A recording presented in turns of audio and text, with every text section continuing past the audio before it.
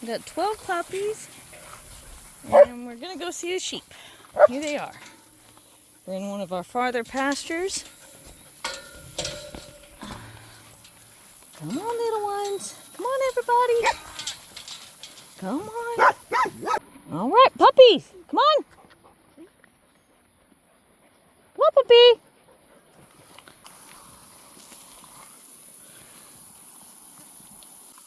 Look at you. Look at this little girl. She's so pretty.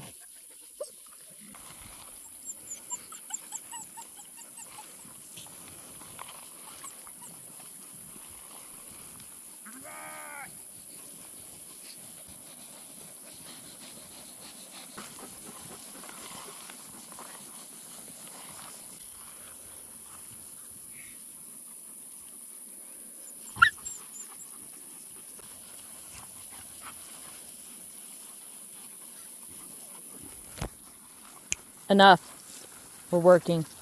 Esther, get up. Hey, enough. So all I want is for the puppies to be happy to be around the sheep right now.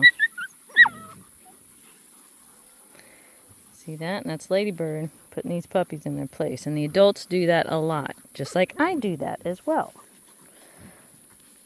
So when you hear me give a little butt whooping to a puppy, they give a little temporary squeal like that. And it's the same type of reprimand that their parents give them. I do the same thing. I essentially emulate their parents in that way. When I swat a puppy on the butt for doing something they're not supposed to do, when they squeal, it's not because I hurt them. It's more because I shocked them in that moment. And it works. She knows it works. I know it works.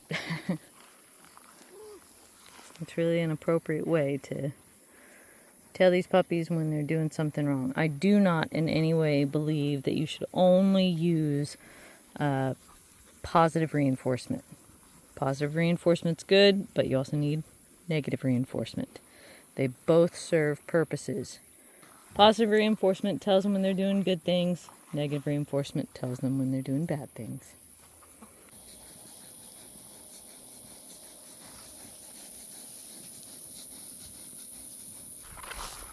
What are you doing? Come on, bud. Let's get you up. Let's go see your mama. Come on. Come on, bud. There you go. Let's go see your mama.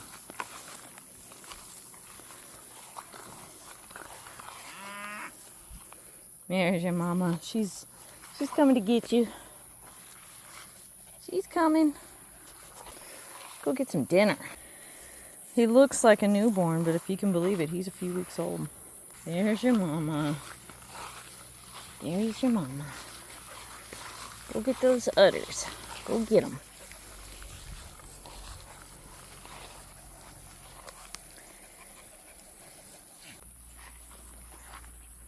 Puppies!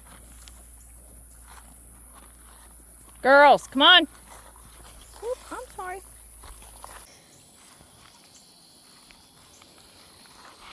At this time of year, I do not have any lambs being born.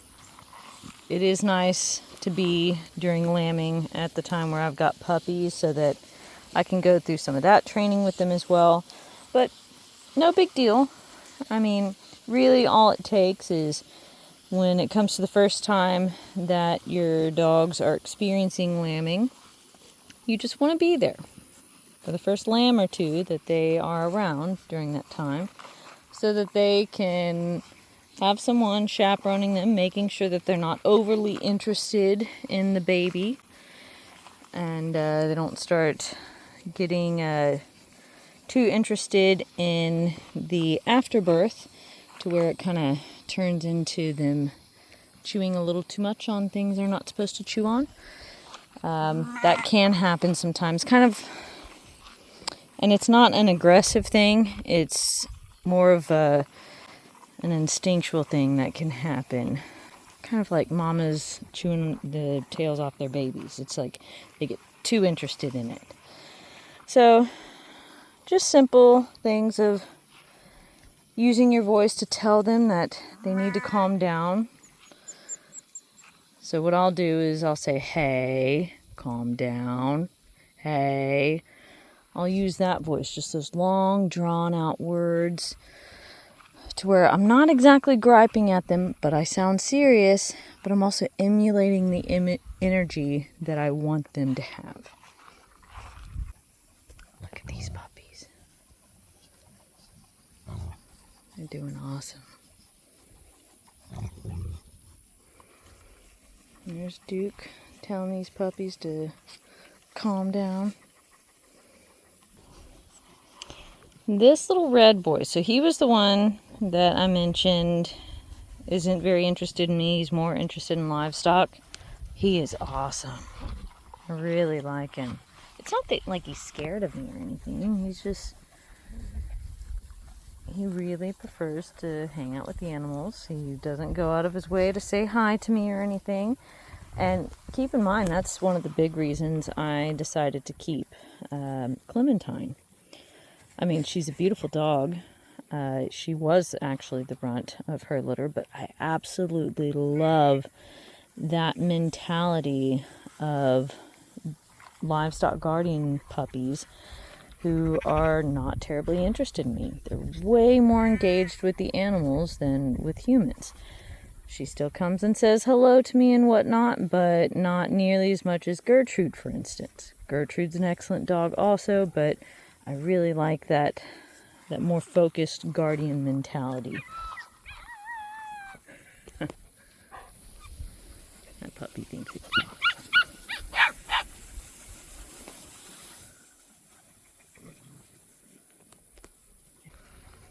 Oh my gosh.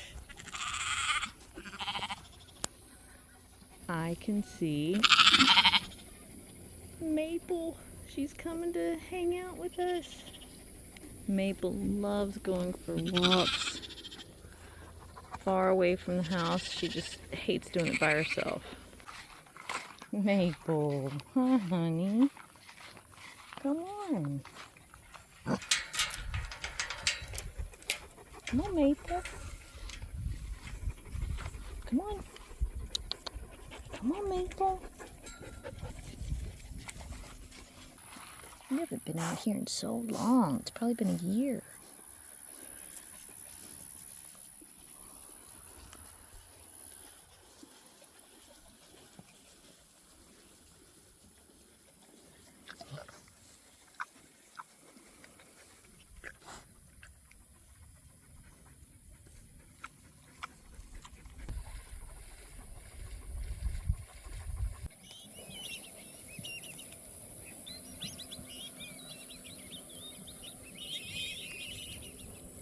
Miss Maple, you already want to go inside? It's still morning time. It's too early. You want to go back to bed? Okay, it sucks actually. Go, Maple. She's such a princess.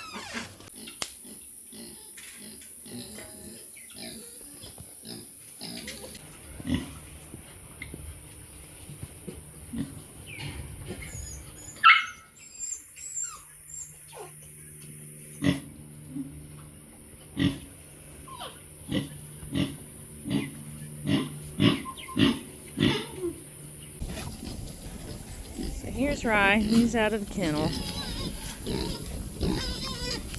Dude still growls at him a little bit. It always takes a few weeks after he gets out of the kennel for those two to work out their boy differences. But now we have Marigold in the kennel. And the reason for that is because of weaning. She just could not get those puppies off of her. They would not leave her alone, and so I decided to go ahead and put her in here. Hey, you two, stop. I know. He's your arch enemy. You want all the girlfriends. I know, dude.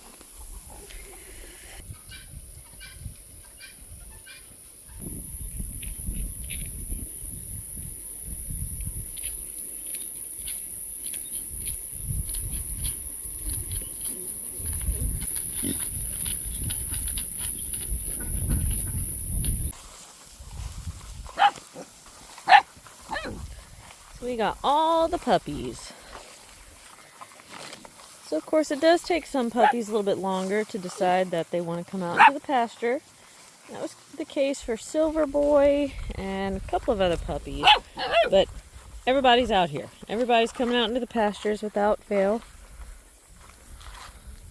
We've got some cows over here. Sheep over there. Horse over there. How the heck did that happen?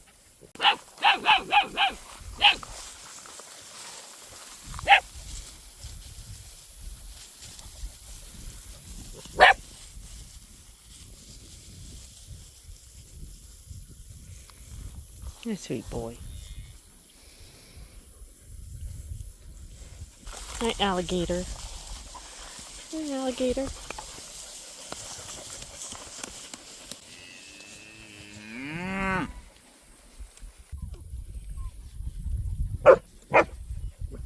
These puppies are definitely getting their voices now.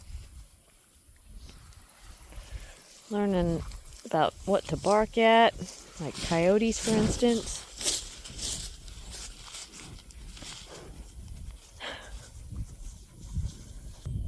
So I do want you to notice that these puppies are capable, fully capable now of moving out of the way of livestock, being able to see it come as well, so they know when it's time to actually get out of the way. So often people ask me when they come to pick up their puppies, should I not put them with the big livestock? Nope, they're fine. Even at this small stage, they're fine. They got this. Now don't keep them confined in a small space. They need to be able to have enough room to move out of the way of disgruntled livestock, but they know how to do that just fine.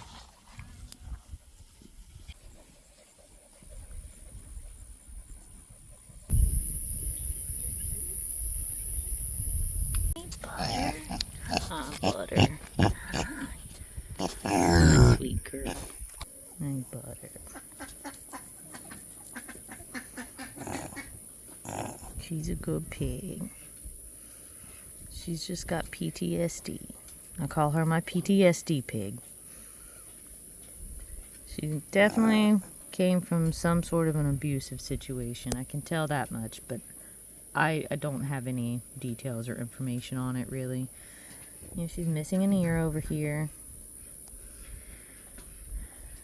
She reacts quite easily to certain things. She kind of freaks out, but boy, she has improved a whole lot since we first got her. That's right, Butter. I love you. You're a good pig. One of the things that we do for her, and I wouldn't do this for any other pig, I don't recommend this in general, but only on the weekends, we will give her 1 or 2 beers. As strange as that sounds. But the reason why we do that is because we realize that once she is able to have a beer, then she just really seems to finally relax. It really helps this pig. I wouldn't do that for the others. They don't need it. Now technically, Butter could do without it as well, but it really helps her. She's able to just let go of the stress throughout her entire body. I actually think it's helped her to make kind of a breakthrough in her little personality and her PTSD. But we only let her have beer on the weekends, and we don't do it every weekend. But every so often she'll get a beer. At most, we'll give her 2 beers, but we space it out quite a lot. I'm not trying to get her drunk or anything. It does help her, and that's the one reason I do it for her. Biscuit would love to drink beer, but I don't allow that. He's a baby. He doesn't need it. He just wants it. I swear, Biscuit is the most cuddly pig. Hey, bud. Hey, Biscuit. Hey, my man. You gonna flop on the ground for me?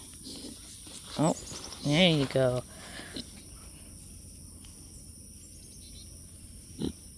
These are his happy grunts.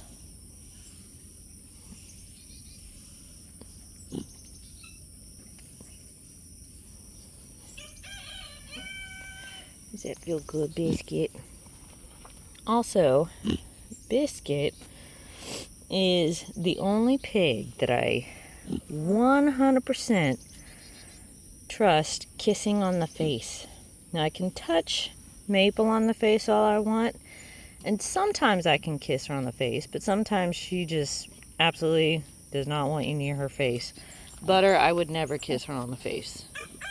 With her whole PTSD thing, she could definitely react and, freak out and hit me in the face. But Biscuit,